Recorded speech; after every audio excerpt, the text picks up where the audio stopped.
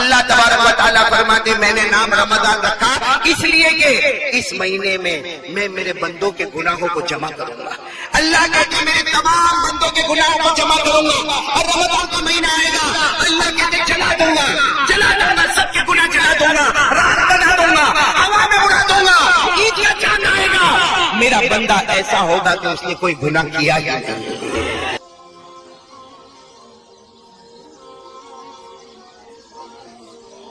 رمضان کو رمضان کیوں کہتے ہیں؟ یہ نام اللہ نے رکھا. قرآن میں بھی شہر رمضان, ارے بولو نا شہر, یہ نام کس نے رکھا؟ اللہ نے رکھا. رمضان کے معنی کیا معلوم؟ آپ سوچو گے تو آپ پہلے حیران ہوگی. رمضان کے معنی آتے کسی چیز کو جلانا. بولو کسی چیز کو جلا دینا, اس کو راکھ بنا دینا. راکھ سمجھتے ہو نا, پاؤڈر بنا دینا اور پھر اس کو ہوا میں اڑا دینا. تو رمضان کے یہ معنی کسی چیز کو جلانا, راکھ بنانا اور پھر ہوا میں اڑا دینا. اب سوال ہوتا ہے اتنا مبارک مہینہ آتا ہے اس میں جلانا کیا ہے, راکھ کیا بنانا؟ اللہ تبارک و تعالیٰ فرماتے میں نے نام رمضان رکھا اس لیے کہ اس مہینے میں میں میرے بندوں کے گناہوں کو جمع کروں گا. اللہ کہتے میرے تمام بندوں کے گناہوں کو جمع کروں گا. اور رمضان کا مہینہ آئے گا اللہ کہتے جلا دوں گا سب کے گناہ جلا دوں گا, راکھ بنا دوں گا, ہوا میں اڑا دوں گا. عید کا چاند آئے گا میرا بندہ ایسا ہوگا کہ اس نے کوئی گناہ کیا ہی نہیں. کریں گے بولو کریں گے انشاءاللہ. افطاری کریں گے بولو کریں گے انشاءاللہ. اس میں رمضان کے روزے میں بھی ثواب, سحری کرنے میں بھی ثواب, افطاری میں بھی ثواب, اور ساتھ میں بولو بھائی تراویح. اللہ تعالیٰ نے ہم پر روزے فرض کیے اور رمضان مہینہ الحمدللہ ہمارے سامنے ہے. دعا کرے اللہ اس مہینے کی قدر کرنے کی ہم کو توفیق عطا فرمائے. میں آپ کو 2-3 باتیں بتاؤں. یہ مہینہ اتنا پیارا ہے, سنو گے بھائی, سنو گے انشاءاللہ. یہ مہینہ اتنا پیارا ہے کہ حضرت موسیٰ علیہ السلام ساتھ میں بولو کون, پہاڑ پر گئے. بولو کہاں پر گئے, کس سے بات کر رہے؟ ایک مرتبہ سننا, ایک مرتبہ. یہ مہینہ بہت پیارا ہے. یہ حدیث سنو اور اسے جہاں تک ہو سکے پھیلاؤ. اتنی پیاری حدیث. حضرت موسیٰ علیہ السلام ایک مرتبہ پہاڑ پر گئے اور کس سے بات کر رہے؟ ارے ساتھ میں بولو نا, کس سے بات کر رہے؟ اللہ رب العالمین نے فرمایا وَنَادَيْنَاهُ مِن جَانِبِ الطُّورِ الْأَيْمَنِ. اللہ فرماتے میں حضرت موسیٰ سے بات کروں, حضرت موسیٰ مجھ سے بات کرے. یہ سننے جیسی بات ہے. حضرت موسیٰ علیہ السلام اللہ سے بات کرے. بات کرتے کرتے کہا اللہ میرے اور تیرے درمیان میں کتنا فاصلہ ہے؟ حضرت موسیٰ نے فرمایا, اس سے کہ اللہ کو دیکھ تو نہیں رہے, باتیں کر رہے ہیں. کہا اللہ میرے درمیان اور تیرے درمیان کتنا فاصلہ؟ اللہ رب العالمین نے فرمایا بینی و بینک 70,000 حجاب من نور. اللہ نے کہا میری قسم میرے اور تمہارے درمیان 70,000 نور کے پردے لگے ہوئے اور ایک نور کا پردہ ایک دنیا کے برابر ہے. کتنا فاصلہ؟ حضرت موسیٰ علیہ السلام نے فرمایا اللہ میرے اور تیرے درمیان میں اتنا فاصلہ. اللہ نے کہا میرے درمیان اور تیرے درمیان 70,000 نور کے پردے. اور اے موسیٰ اگر میں نے ایک نور کا پردہ ہٹایا میری تجلی کو دیکھ کر تو ختم ہو جائے گا. اتنا لمبا فاصلہ. حضرت موسیٰ علیہ السلام نے کہا اللہ میرے اور تیرے درمیان تو اتنا لمبا فاصلہ, لیکن کوئی ایسا آئے گا کہ تیرے درمیان اور ان کے درمیان اتنا لمبا فاصلہ نہیں ہوگا. تو اللہ نے فرمایا ہاں کچھ لوگ آئیں گے کہ میرے درمیان میں اور ان کے درمیان میں اتنا لمبا فاصلہ نہیں ہوگا. تو حضرت موسیٰ علیہ السلام نے فرمایا ہاں وہ محمد, وہ آخری نبی محمد رسول اللہ صلی اللہ علیہ وسلم, ان کے درمیان اور تیرے درمیان کوئی فاصلہ نہیں ہوگا. اللہ نے فرمایا وہ تو ہے ہی, وہ تو ہے ہی. وہاں تو ایسا فاصلہ نہیں ہوگا کہ میں ادھر ہوں گا تو وہ ادھر ہوں گے, ایک طرف خالق ہوگا تو ایک طرف محمد ہوں گے. لیکن اللہ نے کہا کچھ لوگ ایسے ہیں, کچھ لوگ ایسے ہیں موسیٰ تیرے درمیان اور میرے درمیان 70,000 نور کے پردے ہیں, لیکن کچھ لوگ ایسے ہوں گے کہ میرے درمیان ان کے درمیان کوئی پردہ نہیں ہوگا. تو کہا اللہ وہ کون لوگ ہوں گے؟ سننا بھائی سننا. اللہ تبارک و تعالیٰ نے فرمایا میرے آخری نبی کے امتی. کہو سبحان اللہ. سننا کیا فرما رہے؟ اللہ تعالیٰ نے فرمایا موسیٰ میرے آخری نبی کے امتی ان پر میں روزہ فرض کروں گا, وہ روزہ رکھیں گے.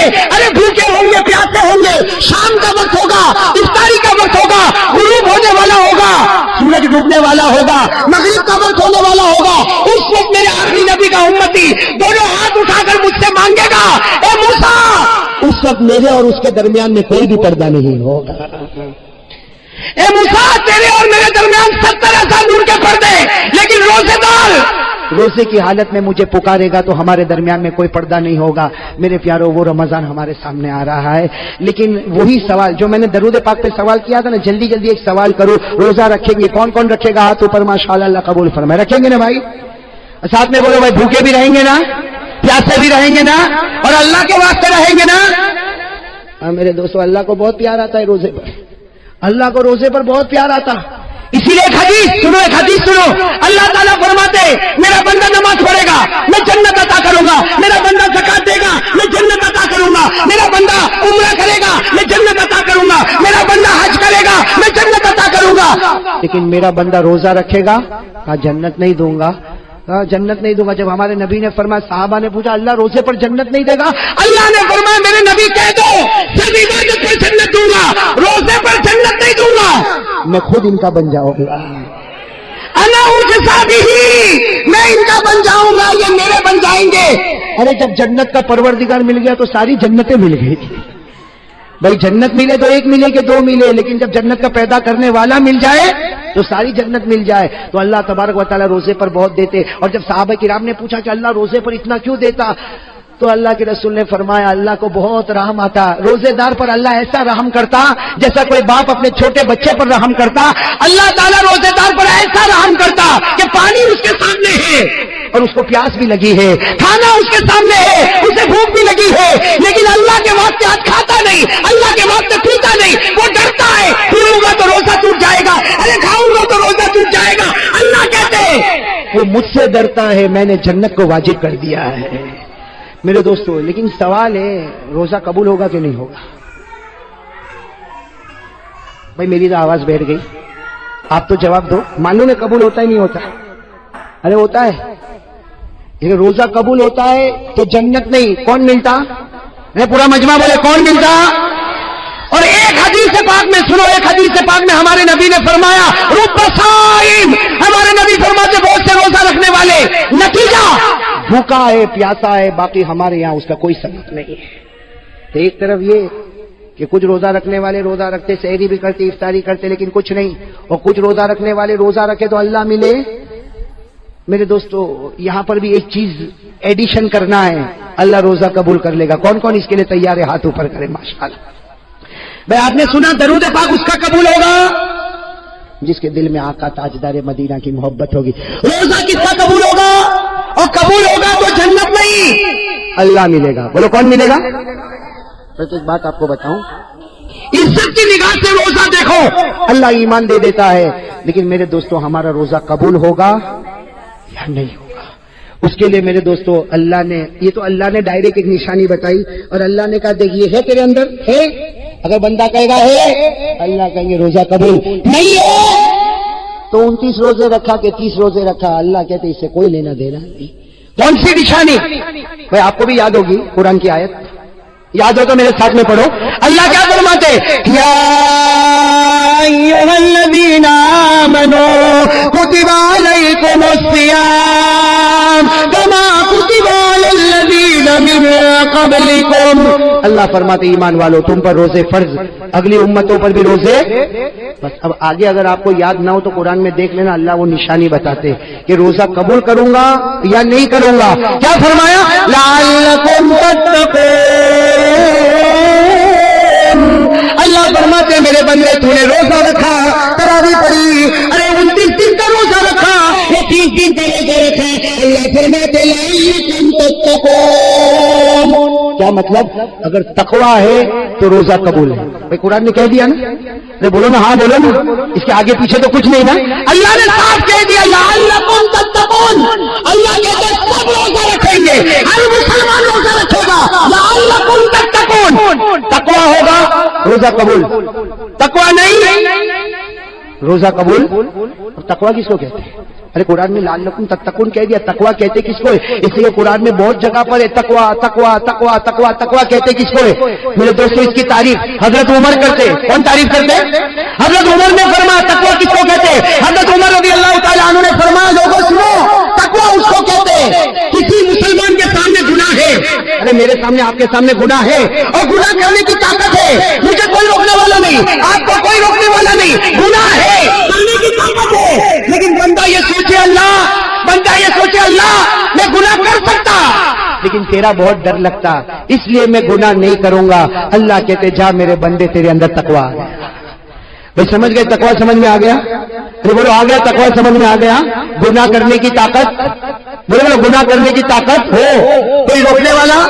ارے بولو کوئی روکنے والا نہیں، کوئی ٹوکنے والا نہیں. لیکن صرف اس لیے میں گناہ نہیں کرتا کہ میرا پروردگار تو مجھے دیکھتا ہے. مجھے شرم آتی ہے، اللہ تو دیکھے میں گناہ کروں، میں گناہ نہیں کروں گا. یہاں وہ اپنی گردن جھکا کر کہے گا میں گناہ نہیں کروں گا، وہ اللہ کہے گا جا میں نے بھی تیرے جنت کے فیصلے کر دیے، تیرے روزے کو ہم نے قبول کر لیا. تو کون کون اس کے لیے تیار ہے؟ اب میں آپ کو بتاؤں، ہم لوگ روزہ رکھتے ہیں نا، سنو اللہ کی قسم کھا کر کہتا ہوں میرے پیارو، ہم لوگ روزہ رکھتے ہیں نا، یہ موبائل ہے نا، موبائل ہمارے روزے کو برباد کر دیتا، ہم کو پتہ بھی نہیں چلتا. اب میں آپ کو بتاؤں کیسے برباد کرتا. ایک حدیث میں آیا الغیبۃ تفسد الصوم، یہ سارے علماء گواہ ہے. حدیث میں الغیبہ تفسد الصوم، ہمارے نبی فرماتے پیچھے کسی کی برائی کرے گا اللہ کہتے تیرے روزے کو برباد کر دوں گا، سوائے بھوکے پیاسے کے تجھے کچھ نہیں ملے گا. اور یہ موبائل میں ہم کیا کرتے معلوم؟ صبح سحری ویری کیا، فجر کی نماز پڑھا اور تہجد بھی پڑھتا ہے. زندگی میں تہجد نہیں پڑھا لیکن رمضان میں پڑھتا ہے، اس لیے سحری کے لیے اٹھا تو تہجد تو پڑھ ہی لے گا نا بھائی. تو تہجد پڑھا، سحری کیا، اس کے بعد میں سویا، اٹھا، کاروبار میں گیا، موبائل پر گھنٹی بجی. سننا، یہ ہمارے عورتوں کے یہاں بھی ہوتا، ہمارے گھر کی عورتوں کے پاس بھی موبائل پر گھنٹی بجی. کون؟ تو معلوم بابا ہے. تو پہلے کیا سوال ہوگا معلوم؟ روزہ رکھا؟ الحمدللہ میں نے رکھا. تو نے بھی رکھا؟ الحمدللہ. سحری میں کیا کھایا؟ وہ بتائے گا میں یہ کھایا. افطاری میں کیا بنا؟ یہ بنا. یہ عورتیں تو اس طرح بات کرتی. پھر تیسری بات آئے گی، وہ زینب کے بارے میں تیرے کو کچھ معلوم پڑا؟ میرے کو تو کچھ بھی نہیں معلوم، میں تو گھر میں ہوں، میرے کو کیا معلوم.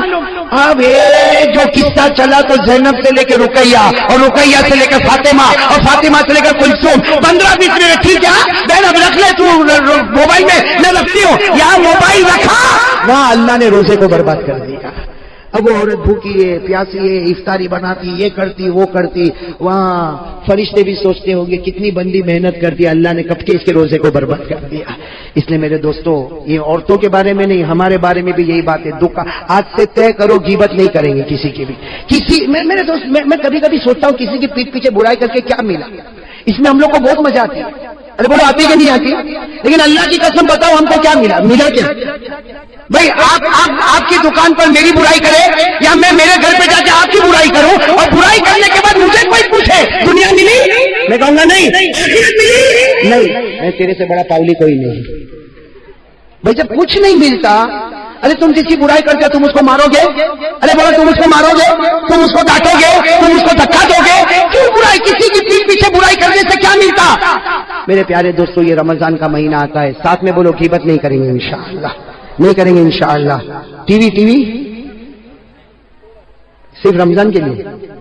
ایک آدمی نے رمضان کے بعد ٹی وی کھولا تو میں نے کہا کیا ہوا؟ تو کہتا آج ہی کھولا مولانا. تو میں نے کہا کیوں؟ نہیں وہ رمضان میں تو شرم آتی تھی. میں نے کہا آج بے شرم ہو گیا. ارے خدا تو ہر وقت موجود ہے نا. آج سے ارادہ کرو بھائی، گناہ نہیں، گناہ کرنے کی طاقت ہوگی. ایک گناہ بہت عجیب ہے جس کو لوگ گناہ ہی نہیں سمجھتے. گٹکا کھاتے نا، گٹکا عجیب، گٹکا تو بہت عجیب کھاتے ہیں بھائی. میں تو بہت حیران ہو جاتا ہوں. ارے اتنے گٹکے کھایا کہ مولانا حبیب صاحب ابھی تو منہ بھی نہیں کھلتا، ابھی تو یوں انٹر کرنا پڑتا ہے، اندر ڈالنا پڑتا ہے. میرے پیاروں، یہ باڈی جو ہے نا، باڈی یہ اللہ کی امانت ہے. بولو اللہ کی امانت. یہ نشے والی چیز سگریٹ ہوئے کہ بیڑی ہوئے کہ تمباکو ہوئے کہ گٹکا ہوئے، رمضان مہینہ آتا ہے میرے پیاروں، اللہ کے سامنے دعا کرو، اللہ سے مانگو. ہم گناہ کرنے کی طاقت ہے. اللہ تیرے گھر سے گناہ نہیں کروں گا میرے پیاروں، اللہ کی قسم، اللہ سب روزے کو قبول کر لے گا. تو چلو کون کون اس کے لیے تیار ہے؟ ہاتھ اوپر کرے. اللہ قبول کرے بھائی، کریں گے انشاءاللہ. اب آخری بات دیکھو، ہم کو رمضان میں گناہ چھوڑنا ہے، چھوڑیں گے انشاءاللہ. ارے بولو نا، رمضان میں سگریٹ افطاری کے بعد بھی نہیں ہے. رمضان مہینہ بہت مقدس مہینہ، اس کی ایک ایک گھڑی مقدس. ارے بولو اس کی ایک ایک گھڑی. ہاں طے کرو، رمضان میں گناہ کرنے کی طاقت ہوگی لیکن اللہ کے ڈر سے گناہ. اچھا یہ کیسے ہوگا؟ یہ کیسے، یہ عادت ہمارے اندر کیسے آئے گی کہ گناہ کرنے کی طاقت ہے پھر بھی میں گناہ نہ کروں؟ یہ کیسے ہوگا؟ میرے دوستو، شرابی کہے گا میرے سے شراب نہیں چھوٹتی. ارے گٹکے والا کہے گا میرے سے گٹکا نہیں چھوٹتا. زنا کرنے والا کہے گا میرے سے زنا نہیں چھوٹتا. چوری کرنے والا کہے گا مجھ سے چوری نہیں چھوٹتی. جھوٹ بولنے والا کہے گا مجھ سے جھوٹ نہیں چھوٹتا. ارے اللہ سے پوچھو، اللہ نے ہم کو پیدا کیا. اللہ کہتے میری قسم میرے بندے تو ایک کام کر لے، میری قسم میں تیرے سب گناہ کو چھڑا دوں گا. کون کہتا؟ تو اس کے لیے رمضان میں بلکہ میرے دوستوں ابھی سے تیار ہو جاؤ، وہ کام کر لو، آٹومیٹک اللہ گناہ چھڑائے گا۔ ہم نے دیکھا، میں نے سنا اور دیکھا، بڑے بڑے شرابی کبابی کو دیکھا، انہوں نے خود کہا مولانا ہم نے یہ کام شروع کر دیا، وہ شراب جس کو دیکھ کر ہم پاگل ہوتے تھے اب اسی کو دیکھ کر غصے کی آگ بھڑک جاتی ہے، تو وہ شراب جس کو دیکھ کر پاگل ہوتا تھا آج غصے کی آگ، وہ اللہ کا فیصلہ اللہ نے 21ویں پارے میں، وہ کون سے پارے میں؟ 21ویں پارے میں پہلی آیت میں اللہ نے کہا میرے بندے تو ایک ذمہ داری لے لے، تو 5 وقت کی نماز پڑھے گا، تو آرام سے سو جا، تیرے گناہ میں چھڑا دوں گا۔ کون چھڑائے گا بھائی بولو، کون چھڑائے گا؟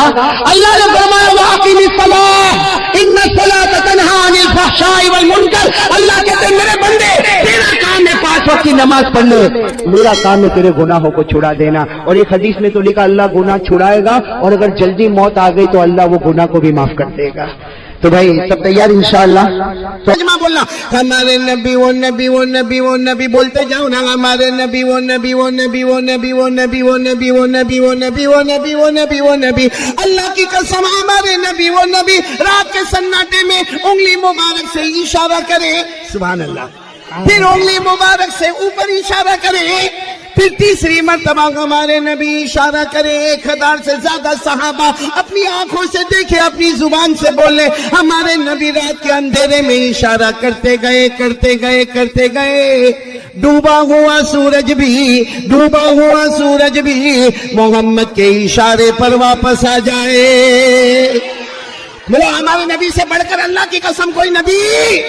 ہمارے نبی مکہ کے جنگلوں میں جائیں، ہمارے نبی مکہ کے بیابان میں جائیں، ہمارے نبی مکہ کے صحرا میں جائیں، ہر درخت ہر پتھر آپ کو سلام کرنے پر مجبور ہو جائے۔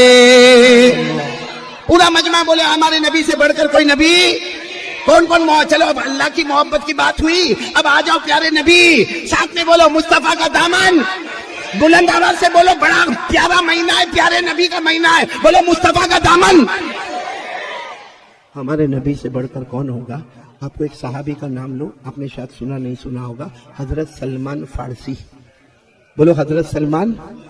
اور یہ شاید آپ نے نہیں سنا ہوگا، یہ وہ صحابی ہے جن کی عمر 200 سال سے زیادہ ہوئی ہے، بولو سبحان اللہ۔ کون؟ بولو حضرت سلمان۔ یہ پہلے ایران میں تھے اور انہوں نے وہاں اپنے ابا کو کہہ دیا کہ آپ جو مذہب پہ چل رہے، دھرم پہ چل رہے، میرے کو سمجھ میں نہیں آتا۔ ابا نے ان کو نکال دیا، حضرت سلمان فارسی نکل گئے، ارے بولو حضرت سلمان فارسی نکل گئے۔ اور اس زمانے میں کوئی بہت بڑا پادری ہوگا، کوئی بہت بڑا راہب ہوگا، سلمان فارسی ان کے پاس چلے گئے، بولو سلمان فارسی ان کے پاس چلے گئے، زندگی بھر ان کی خدمت کرتے رہے۔ سننا، پوائنٹ سے پوائنٹ سننا، وہ ایران سے نکل گئے اور کسی پادری کے پاس گئے، زندگی بھر ان کی خدمت کی۔ جب زندگی بھر ان کی خدمت کی، وہ پادری کا جب آخری وقت آیا تو سلمان فارسی نے کہا میں آپ کی خدمت کر رہا تھا، اب میں کہاں جاؤں گا؟ تو اس پادری نے کہا غموریا چلے جاؤ، ایک جگہ کا نام ہے غموریا، وہاں غموریا چلے جاؤ اور وہاں جا کے ایک تم کو پادری ملے گا، بس اس کی خدمت کرتے رہنا۔ اب سلمان فارسی کو اللہ نے اتنی لمبی عمر دی، ایران سے نکلے اور ایک پادری کے پاس گئے اور پھر پادری کے پاس سے غموریا گئے اور غموریا میں وہ پادری کے پاس گئے، پوری زندگی ان کی خدمت کی۔ جب وہ پادری کا آخری وقت آیا تو سلمان فارسی نے پوچھا اب میں کہاں جاؤں، کیونکہ میں اپنے ماں باپ کو چھوڑ کر نکل گیا۔ وہ اس پادری کے پاس گیا، اس نے مجھے غموریا بھیجا، میں آپ کے پاس آیا، مجھے صحیح دین کی تلاش ہے، میں کہاں جاؤں؟ تو اس پادری نے جاتے جاتے کہا کہ دیکھ سلمان، اب تو یثرب چلا جا۔ کہاں چلا جا؟ یثرب۔ یثرب کون سی جگہ جس کو ہم مدینہ منورہ کہتے ہیں؟ کہا یثرب چلا جا، وہاں ایک نبی آئیں گے، ان پر ایمان لے آنا، کیونکہ ان کے بعد پھر کوئی نبی آنے والا نہیں ہے، ان کے بعد پھر کوئی نبی آنے والا نہیں، اور وہ سارے نبیوں کے اندر ایسی شان ہوگی۔ اس پادری نے کہا وہ نبی کی شان ایسی ہوگی کہ سارے نبی مقتدی ہوں گے، مصطفیٰ سب کے امام ہوں گے، بولو سبحان اللہ۔ بس وہ پادری نے کہہ دیا، حضرت سلمان فارسی چلے۔ اب کہاں پر جا رہے؟ یثرب۔ سب بولیں گے کہاں جا رہے؟ کیونکہ اس زمانے میں نام یثرب تھا، اس زمانے میں نام مدینہ نہیں تھا۔ برابر سننا، حضرت سلمان فارسی یثرب جا رہے، مگر کیا ہوا، اس زمانے میں قافلے چلتے تھے، راستے میں لٹیرے ہوتے تھے، ڈاکو ہوتے تھے۔ اب حضرت سلمان فارسی کو کسی نے لوٹ لیا، کسی نے ڈاکہ ڈالا اور حضرت سلمان فارسی کو لیکن لے گئے، یثرب لے گئے اور ایک یہودی کے ہاتھ میں بیچ دیا۔ یہ یہودی کے کیا بن گئے؟ بولا اور یہ یہودی کے باغ میں برابر مزدوری کرے لیکن ان کو مزدوری نہیں کرنا تھا, ان کا دل تو لگا ہوا تھا کب یثرب میں آخری نبی آئیں گے, کب یثرب میں آخری نبی آئیں گے. ایک دن حضرت سلمان فارسی وہ دن آیا, وہ کیسے سہانی صبح ہوگی کہ حضرت سلمان فارسی سننا, حضرت سلمان فارسی سہانی صبح ہوگی. حضرت سلمان فارسی اپنے باغ میں مزدوری کا کام کر رہے ہیں کیونکہ غلام ہے, یہودی کے غلام ہے, ان کے باغ میں مزدوری کر رہے. اچانک کان میں آواز آئی, طلع البدر علینا من ثنیات الوداع وجب الشکر علینا ما دعا للہ داعی. کچھ بچیوں کے نعت پڑھنے کی آواز آئی کہ 14ویں رات کا چاند ہمارے درمیان میں ہے کیونکہ ہمارے نبی جب مدینہ منورہ پہنچے, نام کیا تھا؟ یثرب. بولو نام کیا تھا؟ لیکن جب ہمارے نبی نے قدم مبارک رکھا, اللہ نے فرمایا میرا مصطفیٰ تمہارا پاؤں اتنا مبارک ہے, اب یہ زمین کا نام یثرب نہیں ہوگا, اس کا نام مدینہ ہوگا. بولو سبحان اللہ. اس کا نام منورہ ہوگا. سبحان اللہ. اس کا نام میمونہ ہوگا. بولو سبحان اللہ. اس زمین کا نام طیبہ ہوگا. بولو سبحان اللہ. اس زمین کا نام طابہ ہوگا. بولو سبحان اللہ. ہمارے نبی آئے اور بچیوں نے نعت پاک پڑھی. حضرت سلمان فارسی اپنے باغ میں مزدوری کر رہے, کھجور والے باغ میں مزدوری کر رہے. سننا, حضرت سلمان فارسی کے کان میں جب آواز آئی کہ لوگ کہہ رہے ہیں کوئی آئے ہیں, کوئی آئے ہیں, حضرت سلمان فارسی نے کان لگایا تو سمجھ میں آ گیا کوئی آئے نہیں ہے, یہ تو اندھیری رات میں 14ویں رات کا چاند آیا ہوا ہے. اب سننا, حضرت سلمان فارسی وہیں باغ میں بیٹھ گئے کیونکہ وہ جس پادری کو چھوڑ کر آئے تھے نا, اس پادری نے کہا تھا یثرب میں آئیں گے. تو حضرت سلمان فارسی نے پوچھا تھا ان کو پہچانوں گا کیسے؟ کہا 3 نشانیاں ہوگی. ایک تو صدقے کا مال نہیں لیں گے, دوسرا ہدیہ دو گے تو قبول کر لیں گے, اور نمبر 3 ان کے 2 کندھوں کے بیچ میں ایک مہر ہوگی جس پر اللہ کی طرف سے لکھا ہوگا محمد الرسول اللہ. حضرت سلمان فارسی نے تینوں باتوں کو برابر دھیان میں لیا کیونکہ پتا چل گیا کہ محمد آ گئے. بولو محمد آ گئے, محمد آ گئے, 14ویں رات کے چاند آ گئے, نبی آ گئے, مصطفیٰ آ گئے, مجتبیٰ آ گئے, مرتضیٰ آ گئے, رؤوف و رحیم آ گئے. حضرت سلمان فارسی اپنے باغ سے یہ سب باتیں یاد کرنے کے بعد دوڑے. ان کا آقا یہودی سمجھا کہ یہ بھاگ رہے ہیں تو وہ بھی پیچھے بھاگا. سلمان فارسی کو روکا, سلمان فارسی روکے اور کہا میں بھاگ نہیں رہا ہوں, بھاگ نہیں رہا ہوں. آج تک جن کو تلاش کر رہا تھا وہ مدینے میں آ گئے ہیں. بولو سبحان اللہ. حضرت سلمان فارسی گئے اور جان بوجھ کر کچھ صدقے کی کھجوریں لے کر گئے. اب جب ہمارے نبی سے ملاقات ہوئی, السلام علیکم. وعلیکم السلام. حضرت سلمان فارسی نے وہ صدقے والی کھجوریں سامنے پیش کی. جیسے پیش کی کچھ بتایا نہیں. ہمارے نبی صلی اللہ علیہ وسلم نے ان کھجوروں کو دیکھا, کہا سلمان یہ تو صدقے والی ہے. کہا ہاں اللہ کے رسول یہ صدقے والی ہے. ہاں پیارے محمد یہ صدقے والی ہے. ہمارے نبی نے فرمایا ہم نبیوں کی جماعت صدقہ قبول نہیں کرتے, واپس لے کر چلے جاؤ. حضرت سلمان فارسی اتنے خوش ہو کر آئے, حالانکہ وہاں سارے لوگوں نے دیکھا کہ ہمارے نبی نے ان کی کھجور کو قبول نہیں کیا, صدقے والی کھجور تھی. لیکن حضرت سلمان اتنے خوش ہو گئے, کہنے لگے وہ پادری کی بات یاد آ گئی, ایک نشانی میرے کو مل گئی. بولو سبحان اللہ. حضرت سلمان فارسی دوسرے دن جو مزدوری کر رہے تھے, مزدوری میں سے اپنے پیسوں میں سے کچھ کھجوریں لی. آج پھر اللہ کے رسول صلی اللہ علیہ وسلم کے پاس گئے اور جا کر کھجوروں کو سامنے رکھا. اللہ کے رسول صلی اللہ علیہ وسلم نے فرمایا یہ تم ہدیہ لے کر آئے ہو نا؟ تو حضرت سلمان فارسی نے کہا ہدیہ لے کر آیا. لاؤ. کہا ہم ہدیے کو بہت خوشی سے قبول کر لیتے ہیں.